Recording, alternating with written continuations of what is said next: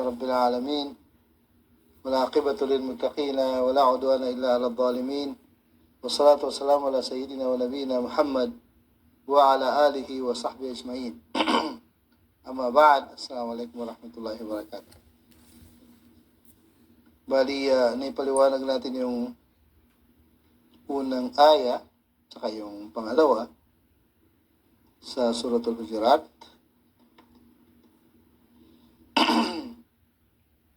Dito sa unang aya ay isa-summarize natin. A'udhu billahi minasyaitonir rajim. Bismillahirrahmanirrahim. Ya ayyuhalladzina amanu la tuqaddimu baina yaday Allahi wa rasulih wattaqullaha innallaha samii'un 'alim. O kayo mananampalataya, huwag niyong unahan ng Allah subhanahu wa ta'ala at ang kanyang sugo. Huwag kayong gumawa ng anumang bagay na malalamangan mo, maunahan niyo ang Allah at ang kanyang sugo. Wattaqullaha innallaha samii'un 'alim. Yung unang ano natin ay unang halimbawa, yung sabi ng mga mufassirun, ang dahilan ng pagpahayag nung sura na ito, lalo na itong aya na ito, ay dahil kay Abu Bakar at saka si Umar. Meron ako narinig na isa rin mufassir. Sabi niya, isa rin sa dahilan na yung kumbaga hindi sa direct na dahilan ay nagkakaroon ng kumbaga sa pag-angal ang ilan sa mga sahaba na kung saan ito yung nag-umpisa nung Sulh al-Hudaybiyah, na kung saan nung nandun na sila sa Hudaybiyah, ang layo sa Makkah ay mga more or less 20 kilometers. Pagkatapos pinagbawalan sila ng mga Quraysh na tumuloy, siyempre masakit yun sa kanila na hindi matuloy, di ba? Kaya ito na ikwento na natin, pero ulitin lang ng konti. Kaya yung mga yung marami sa mga sahaba ang kumbaga hindi matanggap yung pangyari, lalo-lalo na nagkaroon ng mga pangyari na kumbaga sabihin natin nakakaabala sa mga isip ng mga sahaba, katulad nung akala si Uthman ay pinatay. Di ba siya? Kaya nung doon na tayo punta doon sa pagpirmahan na. Ay, di ba si Ali magaling sumulat? Siya yung taga-sulat. Na Bismillahirrahmanirrahim. Sabi ng mga taga-Makkah, hindi kami naniwala sa Allah ar-Rahmanir-Rahim na yan. Kaya, hindi natin, Allahu Akbar. Hindi namin tanggap yan, kaya hindi natin pwedeng gamitin. Sabi ng propeta, okay. Yung sa mga sahaba, hindi. Okay, si Ali, sabi. Pagkatapos, ang propeta ang bumura. Pangalawa, yung kasunduan, na hada itifaqo baina Muhammad Rasulillah, sabi nung representative ng taga-Makkah, kung naniwala kayo na si Rasulullah, hindi na tayo umabot sa ganito. Sino natin? Di ba? Hindi namin tatanggapin yung Rasulullah na yan. Masakit kaya Ali at saka masakit sa nakakarami. Ha? Sabi ng propeta daw, ayon sa narinig ko sa Shamshir, sabi ni Khalid ibn Abi Talib, kasi hindi na talaga binura yung Rasulullah eh. Ang bumura pa, Rasulullah sa bumura. Diba ayaw niya, hindi niya talaga matanggap. Sabi, propeta, tanggap na niya eh. Tanggap na yun sa Bismillah, tanggap na yun sa Muhammad Rasulullah. Pero yung mga sahaba, hindi na tanggap. Kaya sabi ng propeta kay Ali, hayaan mo. Mangyari rin ganyan sa'yo. Okay. Kaya nangyari kay Ibn Abi Talib, nagkaroon ng kasunduan sa pagitan nila sa kasi Muawiyah. Na Ali ibn Abi Talib, Amirul Mu'minin. Sabi ng mga kakampi ni Muawiyah, hindi kami naniwala si Amirul Mu'minin kasi kung naniwala kami na si Amirul Mu'minin, hindi tayo makaabot ng ganito, magpatayan tayo. Magtanggap namin si Amirul Mu'minin. Ang punto ko, yung sinabi ng propeta nangyari, okay, balikan natin ang propeta sallallahu dahil sa mga halos lahat ng mga sahaba ay parang hindi na matanggap yung pangyari. At patunay nga na hindi na matanggap. Nung sinabi ng propeta sallallahu hindi matutuloy ang umrah at magtanggal na kayo ng ihram. Hindi sila nagtanggal. Hindi, nagulat ang propeta, hindi. Pumunta siya sa asawa niya si Ummu Salama. Si Ummu Salama kasama niya. Sabi niya, unawain mo sila kasi alam mo naman na masakit sa kanila. Masakit sa kanila na nananabig sila na makarating ng Makkah tapos nandito na malapit na. Hindi nang hakbang na sa Makkah na. Hindi pa matutuloy. Kaya unawain mo na lang. Pero ganito ang gawin mo. Magtanggal ka na ng iharap. Kasi pag nagtanggal ka na, kahit hindi ka na magsalita, magtatanggal ang mga yan. Kaya yun yung advice ng mabuting babae na asawa ng Propeta Sallam. Tama naman siya. Ang punto doon, una-una, dalawang pangyari na maintindihan natin sa dawa. Una-una, ay kung sabihin natin pagkakamali ng mga sahaba yun na ayun lang masunod yung gusto nila. Kaya yun, latok di mo ba yun na ilahi o rasul. Siyempre, sino may desisyon na ganun mangyari? Ang Propeta Sallam. Saan nakakuha ang Propeta Sallam ng utos? Sa Allah subhanahu wa ta'ala. Di, alatang kanyang sugong kanilang hindi sinang ayunan. Kaya sabi ng isang sheikh na nagtatafsir, isang magaling na mufasirin, sabi na doon pala nagumpisa na yung pag-angal ng mga sahaba na para bagang inuunahan nila ang propeta. Siyempre, pag inuunahan nila ang propeta, iputos ang Allah subhanahu wa ta'ala. Kaya, yun yung, siyempre, itong pangyari sa pagitan ni Abu Bakar kasi Umar, na nagturuan, sabi ko, Banu Tamim, si Al-Qaqa ibn Ma'bad, sabi ni Umar, hindi, si Uyayna, ibn Hisn, Uyayna ibn, tumitigil. Pero okay, pag napinod ko rito, nagpapatuloy.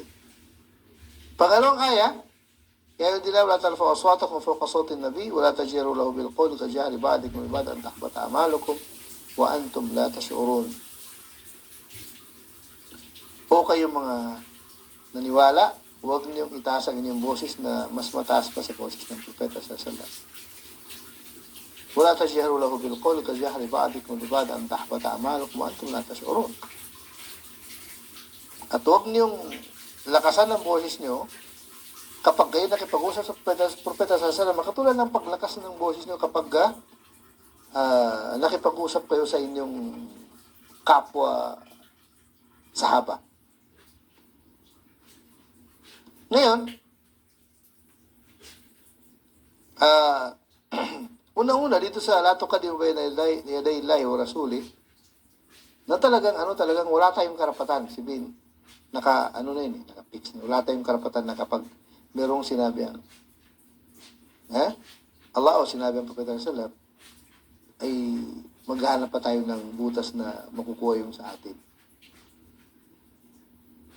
Sabi na sa surat At-Tawbah, suratul Ahzab. Sabi niya, ma kana li mu'minin wala mu'minatin idha qada Allahu wa rasuluhu amran ay yakuna lahumul khiyaratu min amrihim. Hindi maaari mangyari sa mananampalatayang lalaki o mananampalatayang babae.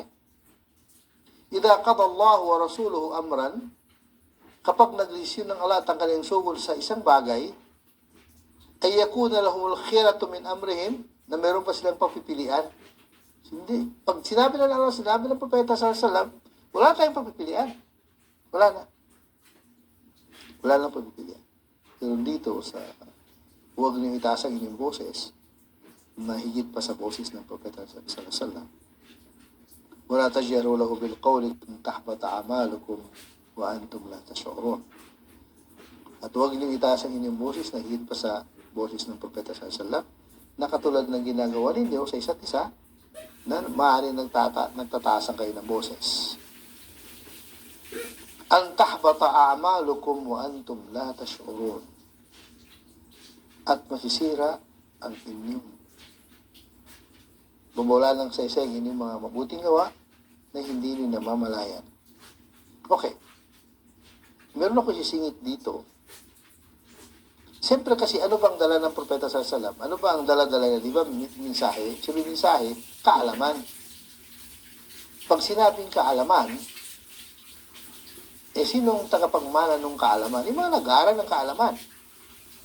Ha? Ano ang sabi ng propeta sa kanyang hadith?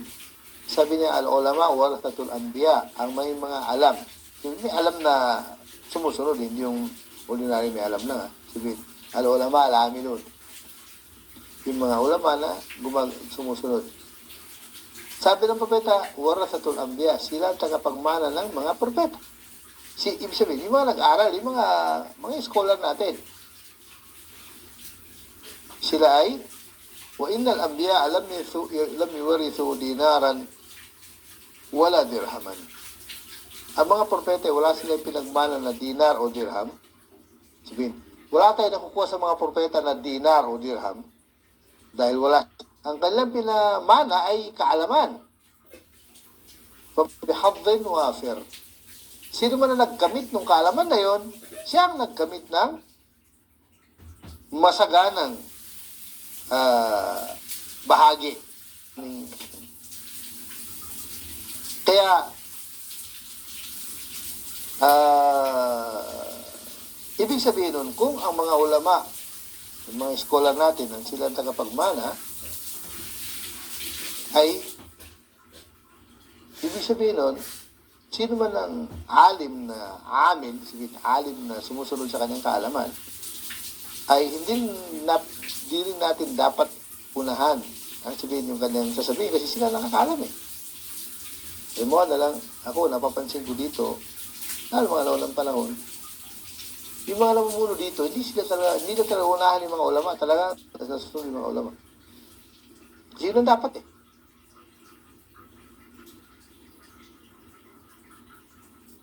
Natatandaan ko nung nagkaroon ng dito ng mga konsyelyat. Ang tawag doon parang konsyel ng city councilor. Ay 8 pinili. Kita mo dyan, may mga tent pa dyan na mga nagranong posisyon. 8 lang ang pinili. Ay ang ginawa ng mga tao, kanino sila nagtanong, sino ang dapat napiliin natin? Sa maraming Siyempre, kung ano sinabi ng mga sheikh, si ganito. Yun ay binuto ng mga tao. Ha? Yun ay binuto ng mga tao. Hindi dahil sa stock nila, katulad sa atin na dahil sa stock nila, sa atin bayaran. Siyempre, hindi bayaran yung sumusinik, alam nung mga sheikh dito sa Jeddah na makakabuti dito sa Jeddah na sila yung mga hahawak ng mga councilor ng Jeddah. Ayun ang itinuro nila. Kaya makita mo na lalo lahat ng mga religious. Engineer ng Baladia, hindi ko lang kung Baladia siya o Aramco, hindi ako sigurado. Kilala yun na engineer siya, pero mashallah. Mashallah, magaling siya talaga magpaliwanag. Magaling siya magbigay ng mga leksyon sa Islam. Doon ko na rin sa kanya yung salita. Ang pangalan si Engineer Hassan Zahrani. Isa sa mga narinig ko sa kanya na nagustuhan ko talaga na sinabi niya. Sabi niya, ang pangingibabaw ng Islam, sigurado na yan. Sigurado na yan kasi ang alam na nga ako, pwede bang ipinangako ng Allah, hindi maaari mangyari. na mangingibabaw ang Islam? Pinangako na lang mangingibabaw ang Islam, kaso nga lang, sa panahon na gusto niya, hindi yung gusto natin. At saka, yung pagbagsak ng Islam, dahil din sa atin. Astagfirullah. Kaya sabi niya, hindi na mahalaga, yun ang punto niya eh. Sumang-ayon sa sinabi ni, nahuli ko na nalaman, sinabi ni Sheikh Nasiruddin Al-Albani. Sabi niya, hindi na mahalaga kung kasama ka o marating mo yung pangibabaw ng Islam. Kasi maaaring hindi mo marating. Ang mahalaga ay kasama ka sa gumawa ng paraan, sabihin, ginawa mo ng lahat ng kaya mo para mangibabaw ang Islam. Kung sakaling hindi mo maabot yung pangibabaw ng Islam, wala ka na panlagutan. Ang mahalaga kasama ka. Kasi panlagutan mo, sabi na sa kabilang buhay, pag hindi ka sumama na iangat ang Islam, na mangibabaw ang Islam. Kapag hindi ka nakasama doon sa grupo na gumagawa ng paraan para mangibabaw ang Islam, sa kabilang buhay, panlagutan mo. Pero kung nakasama ka at sabihin natin na matay ka at hindi mo nilabot yun, wala problema. Wala problema doon. Katulad din yung sinabi ni Sheikh Nasiruddin Al-Albani, ganoon din. Sabi niya yung daan natin papunta doon sa kung paano, sa pangibabaw ng Islam. Kasi ganoon din, hindi naman ginagawa natin, hindi alay kalimatillah. Sabihin sa dawa natin na dawa na jihad, ay ganoon pa rin. Upang mangibabaw ang salita ng Allah, batas ng Allah. Ganoon din sa jihad na ganito. Yun din ang dahilan. Yun ang pinaka-goal natin kung paano mangibabaw ang Islam, ang batas ng Islam. Ngayon, sabi naman ni Sheikh Nasiruddin Al-Albani, maaaring hindi mo abot yung pangibabaw ng Islam. Mamatay ka, pero ang mahal sabi na doon ka namatay sa daan papunta. So, pareho lang yung pareho yung thought nung salita, pero magkaiba yung nagsalita at saka hindi magkatawa ito, hindi magkasundo yung nagsalita na sasabihin ko ngayon ito, sabihin ko hindi. Sabihin, si Sheikh Nasiruddin Al-Albani, scholar.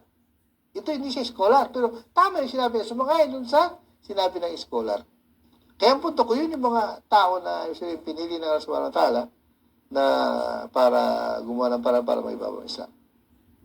Ngayon, yung pangatlong aya, sabi na wala, innal ladina yaghudduna aswatahum 'inda Rasulillah.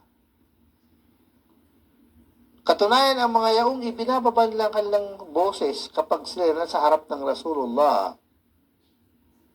Ibig sabihin, talagang simula kasi nung pagbaba ng aya na ito, wala nang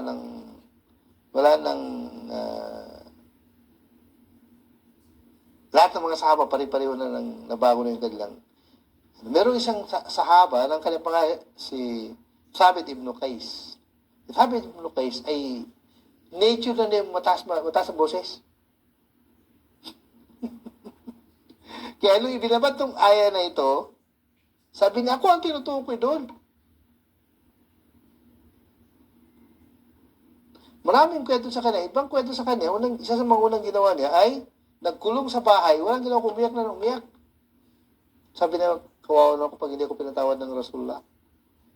Isa pang kwento sa kanya, sabi niya sa asawa niya, itali mo ako doon sa higaan ng mga hayop.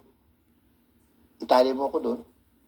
At hanggat hindi ako pinatawad ng Rasulullah, huwag mo akong pakawalan. Baga talagang, sabi niya ako yun. Wala daw, iba siya na yun. Si Thabit ibn Qais. Nakarating sa Propeta Sallam yun, pinatawa ng Propeta Sallam, hindi ko ang tinutukoy doon. Akala niya kasi siya na yun, talagang, Allah Akbar. Kaya pagkatapos nun, talagang, halimbawa si Umar mas malakas ang boses kay Abu Bakar Di ba?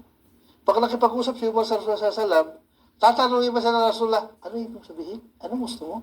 Kasi hindi na marinig Kasi talagang, ibinababa na yung kanyang boses sa harap ng Rasulullah sallam. Magtatanong pa Propeta, ano yung gusto mong, ano yung ibig sabihin? Hindi ko maintindihan. Kasi, mahina nga Kaya pagkatapos noon, siyempre sabi ng Allah, innal ladina yaghudduna aswatahum 'inda Rasulillah, ang yung mga sahaba na ibinababa nila kanilang boses kapag nakipagharap sila sa Rasulullah, ulaika alladina imtahana Allahu qulubahum littaqwa. Sila yung sinubok ng Allah Subhanahu wa Ta'ala. Sinubok sila sa kanilang kakayanan sumunod. Sinubok sila sa kanilang kakayanan magpakumbaba. Sinubok sila sa kanilang kakayanan na maging mabuti at matuwid sa Rasul at sa kapwa ng tao. Sinubok sila ng maraming pagsubok, maraming examination at nakapasa sila. Upang sila ay mapatunayan na sila ay nasa kanilang takwa. Ulaika alladhina imtahana Allahu qulubahum littaqwa. Sinubok ng Allah kanilang mga puso para maging tunay siya na matakutin. Ha? Siyempre kasi, lahat kasi ang puso kumukontrol. Ulaika alladhina imtahana Allahu qulubahum littaqwa lahum maghfiratun wa ajrun 'azim. Para sa kanila ang kapatawaran, yung mga tao na yun na talagang nakapasa sa pagsubok, ng Allah subhanahu wa ta'ala, para maging pure sila na matakutin sa Allah subhanahu wa ta'ala. Lahum maghfiratun wa ajrun 'azim. Para sa kanilang kapatawaran at dakilang gantimpala. Dakilang gantimpala. Kaya, ibig sabihin, sinubok sila ng maraming pagsubok at sila nakapasa sa pagsubok na yaon. Kaya tinagurian silang mga matakutin sa Allah subhanahu wa ta'ala. Siyempre, number one pa rin sa kanila si Abu Bakar. Kaya siya pa rin kasi natawag na taki, sabihin, binatsagan na matakutin sa Allah si Abu Bakar. Allahu Akbar. Kaya, ibig sabihin nun, ay nakapasa sila sa kanilang salita, sa kanilang gawa, sa kanilang pakikitungo sa iba, at unang-una sa pagkitungo sa Rasulullah sallallahu alaihi wasallam, salo sila. Kaya sila yung para sa kanilang kapatawaran at dakilang gantimpala. Okay, last ayah. Tatapusin natin ito sa last ayah. Innal ladina yunalunaka min wara'il hujurati aktharuhum la ya'qilun. Katunayan, yung mga tao na yun na tinatawag ka, nasa likod ng hujurat. Hujurat yung mga kwarto-kwarto ng mga asawa ng Propeta sallallahu alaihi wasallam. Na tinatawag nila sa kanyang pangalan, Ya Muhammad! Ukhruj ilayna! O Muhammad, lumabas ka na. Sabi na, anong tinawag nila sa kanila? Aktharuhum la ya'qilun. Karamihan sa kanila ay kulang ang pag-isip. Siyempre, mga badu, na meron silang sariling tradisyon na labas dun sa ng Islam. Ibiro nyo, siyempre, wala silang alam eh. Si Prophet Muhammad sallallahu alaihi wasallam, meron bang aya sa banal na Quran na tinawag siya sa kanyang pangalan? Di ba wala? Samantalang mga naunang mga propeta, tinawag sa kanilang mga pangalan. Hindi ba sabihin, kung ang Allah subhanahu wa ta'ala, bilang pagpili na kay Prophet Muhammad sallallahu alaihi wasallam, na hindi na tinawag sa kanyang direct na pangalan na Muhammad. Wala ka mabasa aya sa Quran na sinabi, Ya Muhammad. Wala.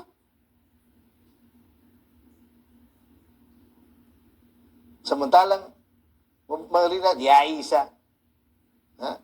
Ay, Ya Ibrahim. Direct na pangalan, tinawag sila ng Allah sa kanilang pangalan. Pero si Prophet Muhammad sallallahu alaihi wasallam, hindi tinawag ng Allah sa kanilang pangalan. May nabanggit ang pangalan Prophet Muhammad sallallahu alaihi wasallam, pero hindi tawag. Wa ma Muhammadun illa Rasul. Ay, iba yun. Paliwanag, yun explanation. Hindi yung tinawag siya ng Allah ng ganito, Ya Muhammad, Ya Musa. Allah. Ya Isa. Allah. Ala Ya Ibrahim. Ya Daud. Pero tinawag siya sa kanilang mga pangalan. Pero bakit si Prophet Muhammad sallallahu alaihi wasallam ay hindi tinawag ng Allah sa kanyang sariling pangalan? Yun ang isa sa katangian ng Prophet sallallahu alaihi wasallam na ipinapakita ng Allah na siya naiba sa lahat ng mga propeta. Sa buong Quran, walang aya na tinawag ang propeta sa kanyang pangalan. Wow. Kung hindi ginawa ng Allah, ikaw gagawin mo. Kaya siya tinawag ng Allah na aktharuhum la ya'qilun, karamihan sa kanya hindi nag-iisip. Kasi wala silang modo, walang pitagan. Ano pitagan? Paggalang. sa propeta sallallahu. Walang mga bado. Sanay sa deserto na kung hindi tag-init ay taglamig. Kumbaga sa sala sa init, sala sa lamig. Na hindi walang kumbaga sa wala pang tamang kultura na ito ang dapat na pakikitungo. Allah Akbar. Allah Akbar. Kaya nga nabanggit ko kasi sa yung history ng Pilipinas. Pero hindi kasi basta-basta nababasa 'to eh. Yung tatlong batch na dumating kasi Pilipinas walang tatlong batch na dumating. Yung unang batch, yung mga negritos, mga maitim na maliit. Kaya nga negritos eh. Maitim na maliit. Yun, walang kultura yun. Yung pangalawa, maputi, pero kulang pa rin ang kultura. Mga mapuputi na magtao sa ilong. Yung pangatlo, yun, may kultura na, may alam na. Kasi bakit? Mga Muslim sila eh. Diba? Kaya pangatlong batch yung mga ninuno natin na dumating sa buong Pilipinas, hindi lang Mindanao. Kaya, ibig sabihin nun, talagang Islam, talagang nagtuturo ng tamang katuruan. Dahil sa, yun nga, sabi ko, may ang oras natin. Dito natin tatapusin. Subhanakallahumma bihamdik. Asyhadu an la ilaha illa anta astaghfiruka wa atubu ilaik. Wa jazakumullahu khair.